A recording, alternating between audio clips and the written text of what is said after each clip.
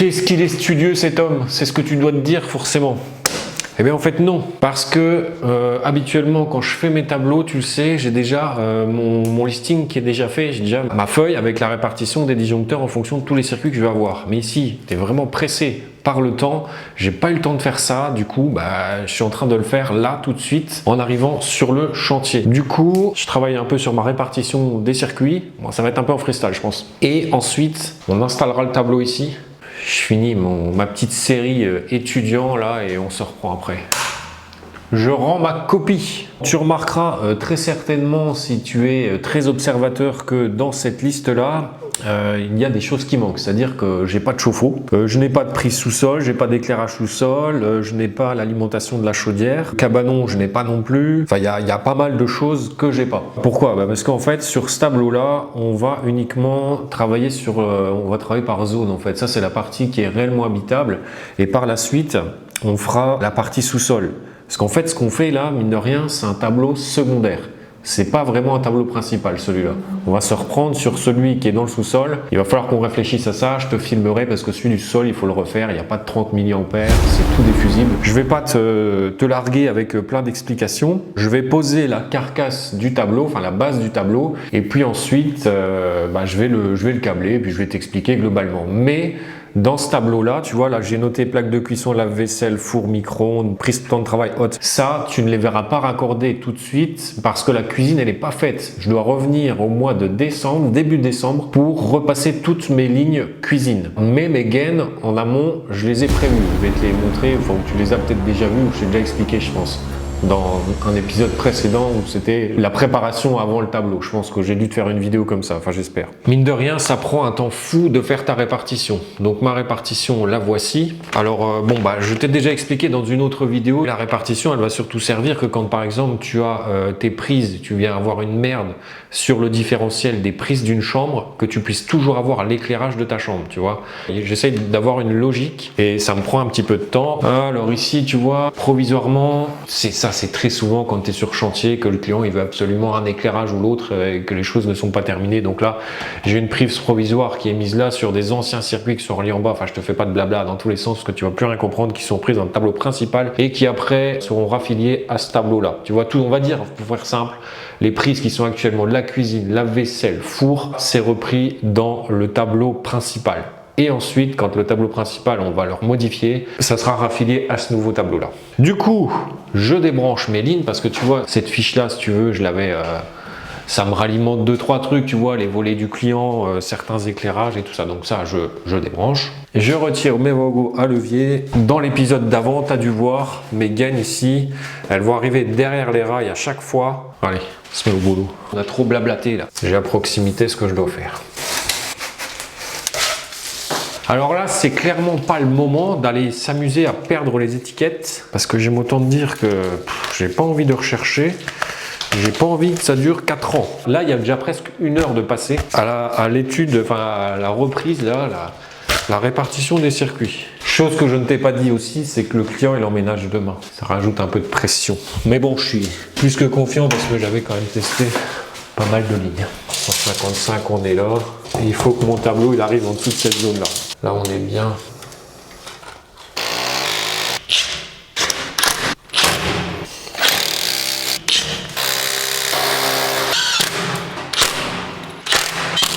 Je pense que le tableau ne devrait pas bouger avec toutes ces vis. Mais on va commencer le câblage et je vais te rapprocher un peu. Cadrer avec les pieds. Mon niveau, il est bien. Bon, comme je t'avais expliqué, on va commencer par l'éther. Je vais déclipser mes rails-in. Pile derrière le rail, là ici j'ai une provision là, une gaine de 25 et là en dessous j'ai 3 gaines de 25 qui ressortent un peu derrière le rail-in et tout ça, ça va être des éléments de la cuisine que je vais revenir repasser par la suite, tu vois, pour alimenter. Donc je devrais revenir sur ce tableau hein, pour faire la suite des travaux. Là je vais venir séparer toutes mes terres et je vais raccorder toutes mes terres sur le bornier au-dessus là. Mais à la limite, tu vois, j'avais déjà commencé par l'arrivée générale de la terre en 16 carrés. Celle-là, je vais venir et je vais la positionner là-bas. Pour dénuder cela, je prends cet appareil-là et hop, ça vient me le dénuder relativement facilement. Ensuite, toutes mes terres, je vais venir les diviser. Fixer mon rail-in.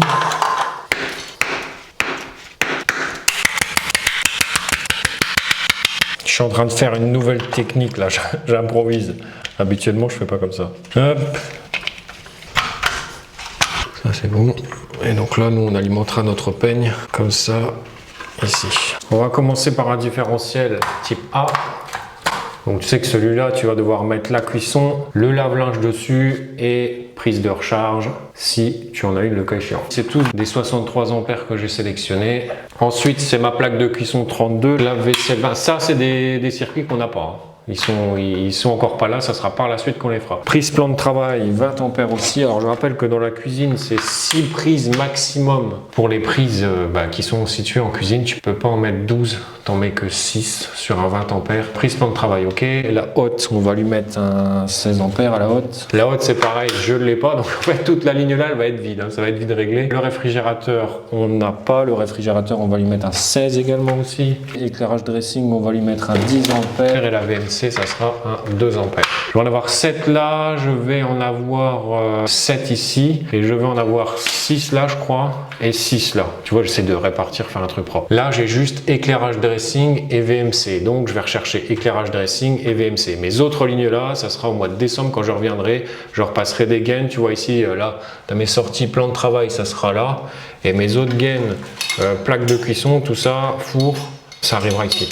Je ne pouvais pas prévoir, ou alors il aurait fallu prévoir une boîte de dérivation cachée par exemple derrière le frigo.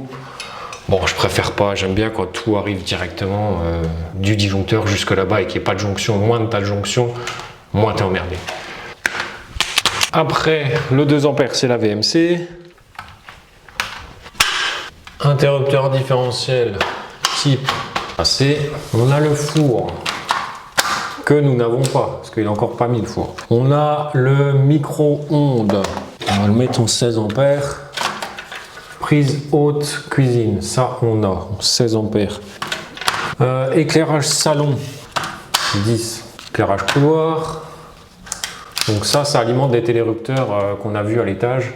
Volet salon, 16. Portail, 16. Hop. Alors c'est important de bien respecter quand tu as du 2,5 sur les prises, idéalement d'être sur un disjoncteur en 20, voire en 16, mais va pas t'amuser à faire l'inverse. Où est-il? L'éclairage salon, ça on avait déjà mis pour le client, donc c'est quelque chose qui est déjà dénudé. En fait c'est bien parce que j'ai une gaine qui était dédiée entièrement au volet. Éclairage extérieur, non. Portail. Éclairage couloir. L'homme qui aime caresser les fils et qui aime les mettre à peu près bien droits, tu vois. Le mec bien psychorigide. Volet salon, visiophone. Bon, rang 3. Différentiel type AC. Il est prise grenier, de toute façon c'est en 2,5 ça. Hein. Donc pourquoi pas lui mettre un 20 ampères. Cette prise grenier.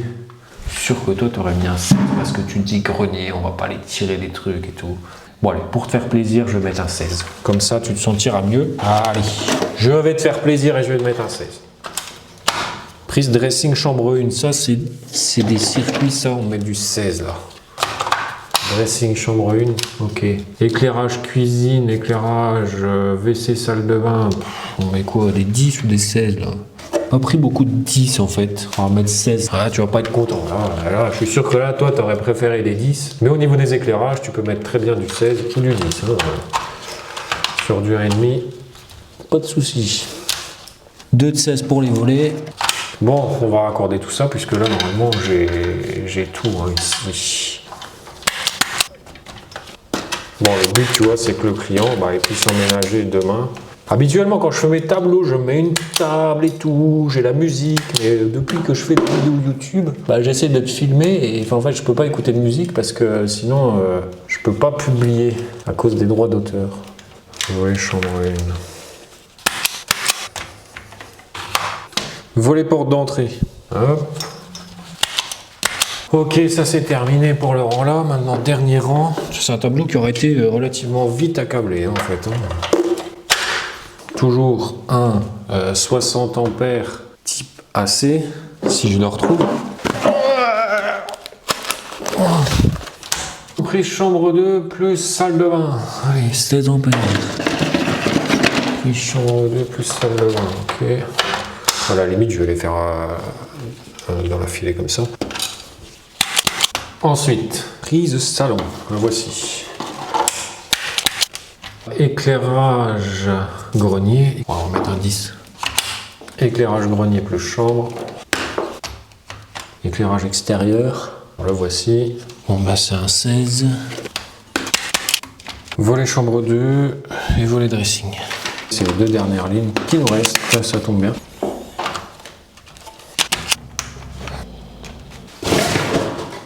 Non mais parce que tu crois que ça se fait tout seul là, le rangement de tout le bordel là? Eh, il faut bien que je le fasse. Tu vois, le surplus de grosses sections comme ça, je peux le garder pour par exemple refaire un pont dans un autre tableau. Ah bah oui, tu auras vu le tableau de l'appartement PMR. Le pire tableau que je n'ai jamais fait. Il n'était pas esthétique celui-là, c'est la première fois que je faisais ça. Bon allez, je continue de ranger le bordel. Voilà, donc là, mon tableau, bon bah je l'ai globalement terminé au niveau du câblage. Il reste que les 4 ou 5 disjoncteurs sur le dessus là, qui ne sont pas terminés parce que la cuisine n'est encore pas faite, ça sera par la suite. Donc là tu vois que j'ai mes deux arrivées qu'on va venir raccorder sur ce peigne vertical 4 rangées. Comme je ne vais utiliser que celle du haut, je vais venir mettre des petits caches comme ça. Je viens clipser ça. Mes obturateurs sont placés là, là et là. Je retire le petit scotch.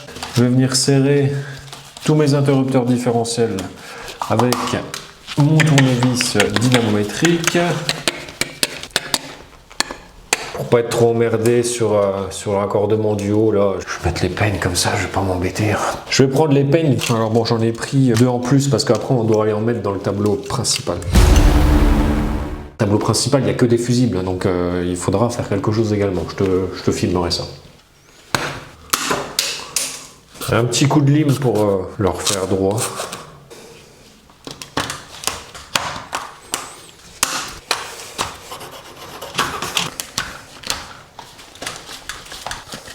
Là, je vais faire la même chose avec mes autres peignes horizontaux. Mes peignes horizontaux sont mis. Ensuite, je vais aller mettre ces très jolies étiquettes qui vont déjà nous donner une première indication sur les circuits que les disjoncteurs commandent. Et ensuite, après, demain, parce que là, j'ai pas pris l'imprimante, je reviendrai, j'imprimerai les étiquettes et on les mettra dans le tableau final, quoi. Étiquetage global terminé.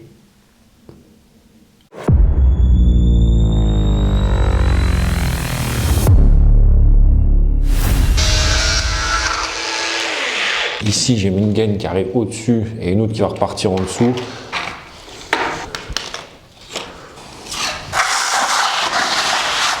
À l'époque, voilà, c'était bien fait, tu avais ton tableau et tout était, c'était étiqueté comme il faut. C'est tous des bipolaires, donc ouais, c'est un chantier relativement facile à faire, ça. Il y a de quoi faire une belle vidéo ici, quand même.